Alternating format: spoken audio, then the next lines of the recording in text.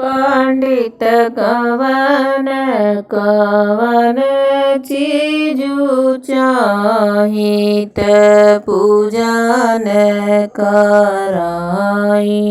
पंडित कवन कवन चीजु चाहित पूजन कराई। बाबू दही चाही दही चाही दहिया से पूजन कराई। बाबू दही चाही दही चाही दहिया से पूजन कराई। पंडित कहवा से दहिया मंगाई त पूजन कराई। पंडित कहवा से दहिया मंगाई त पूजन कराई। बाबू अहिरा घर से दहिया मंगाई त पूजनी कराई। बाबू अहिरा घर से दहिया मंगाई त पूजन कराई। पंडित कवन कवन चीजु चाहित पूजन कराई। पंडित कवन कवन चीज चाहित पूजन कराई। बाबू कलशा चाही कलशा चाही कलशा के पूजन कराई। बाबू कलशा चाही कलश चाही कलशा के पूजन कराई। पंडित कलश हम कहाँ से मंगाई त पूजन कराई। पंडित कहवा से कलश मंगाई त पूजन कराई। बाबू कोहरा घर से कलश मंगाई त पूजन कराई। बाबू कोहरा घर से कलश मंगाई त पूजन कराई। पंडित कवन कवन चीजु चाहित पूजन कराई। पंडित कवन कवन चीजु चाहित पूजन कराई। बाबू फूल चाही फूल चाही फूलवा के पूजन कराई। बाबू फूल चाही फूल चाही फूलवा से पूजन कराई।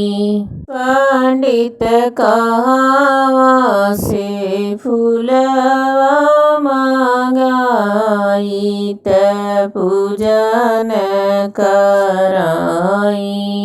पंडित कहवा से फूलवा मंगाई त पूजन कराई।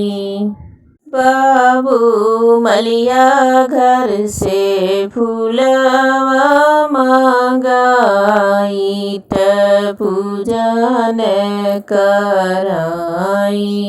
बाबू मलिया घर से फूलवा मंगाई त पूजन कराई।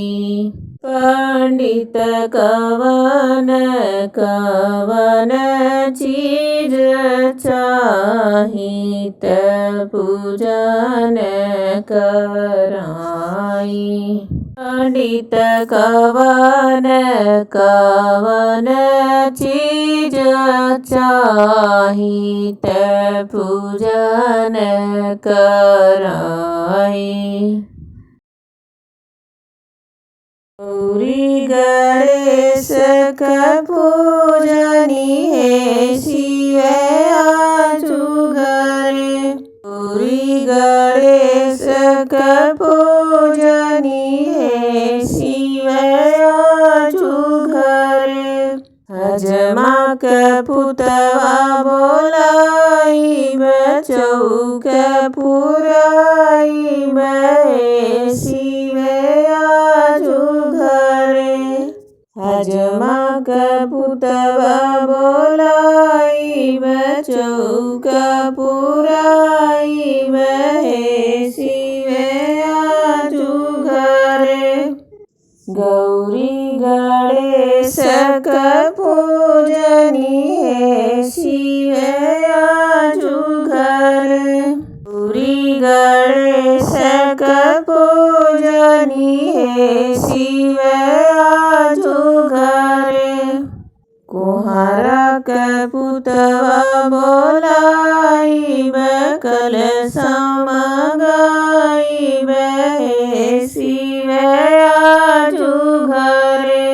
कुम्हारा के पुतवा बोलाई कलश मंगाई शिव आजू घरे।